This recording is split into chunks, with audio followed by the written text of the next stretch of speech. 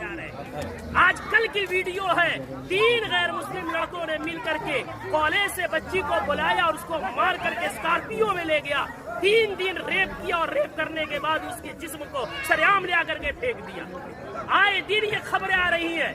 मैं पूछना चाहता हूँ, इसके पीछे के जिम्मेदार मुआशरे के हमारे और आप जैसे बेगैरत लोग नहीं है जो शादियों में, नाच गानों में, पैसों में आग लगा रहे और आग लगा करके शादियों को इतना मुश्किल बना दिया कि वक्त में शादियां नहीं हो रही है, जिसकी वजह से हमारी बेटियां, जज्बात उनमें भी है, जज्बात की रो में बह करके एजुकेशन वाली बच्चियां गैरों के गोद में खेल नहीं रही है, बल्कि टिश्यू पेपर बना करके उन्हें इस्तेमाल करके गली कूचों में फेंक नहीं दिया जा रहा है, बल्कि उनके चेहरे उड़ाए जा रहे हैं। इतने अदब व एहतराम के साथ बार बार इसरार करने के बाद झुक करके, बाप कह करके, भाई कह करके, ईमान का हवाला देकर, इस्लाम का हवाला देकर, पूरी सोसाइटी के आदो पैमान का हवाला देकर के कहा गया, लेकिन फिर क्यों नहीं माने?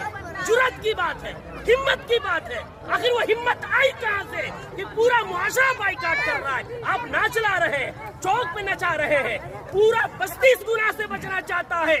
खुदा का खौफ खाए हम लोग, कल क़यामत में क्या मुंह दिखाएंगे?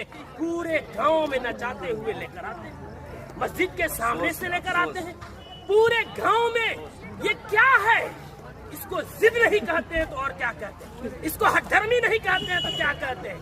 कौन है वो मौलवी, कौन है वो आलिम दीन जिसने कुरान और हदीस पढ़ा है और इतनी सख्ती से मना करने के बाद उस मजलिस में, उस शादी में नाच गाना हो और वो निकाह पढ़ाए, उसका कुरान और हदीस इजाजत देता है? मैं तो एहतराम करता हूँ कि इन्होंने पहले ही जो हमसे मोहब्बत और शफकत के साथ इकरार किया है। कौन है ऐसा जो जिस मजलिस में नाच हो रहा हो, जिस स्टेज में वेशियों का धंधा चल रहा हो, जिस स्टेज में खड़ा हो करके बहनों के पाँव में घुंघरू बांधा जा रहा हो, उनके सरों से दुपट्टे खींचे जा रहे हो, जिस निकाह जो इबादत है उस इबादत के अंदर मुआशरे के लंगे और लुफंगे और लवंडे औरतों के पीछे तालियां बजा रहे हो, वो निकाह में किस मौलवी का इल्म इजाजत देगा निकाह पढ़ाने का? कौन सी कुरान इजाजत देगी? कौन सी हदीस इजाजत देगी? यहाँ सब कलिमा पढ़ने वाले हैं। हम मरेंगे, रब के सामने हाजिर होंगे। दुनिया की बात छोड़े, हमें ये खौफ क्यों नहीं आता कि निकाह एक इबादत है, नमाज भी इबादत है। नमाज में अगर कोई गाना बजाए, नमाज का मजाक है। निकाह में कोई गाना बजाए, वो निकाह का मजाक नहीं तो क्या है? जो मौलवी कुरान की आयत पढ़ेंगे उनका मजाक नहीं तो क्या है? हदीस पढ़ेंगे, उनको पैरों की ठोकरों में रखना नहीं है तो क्या है?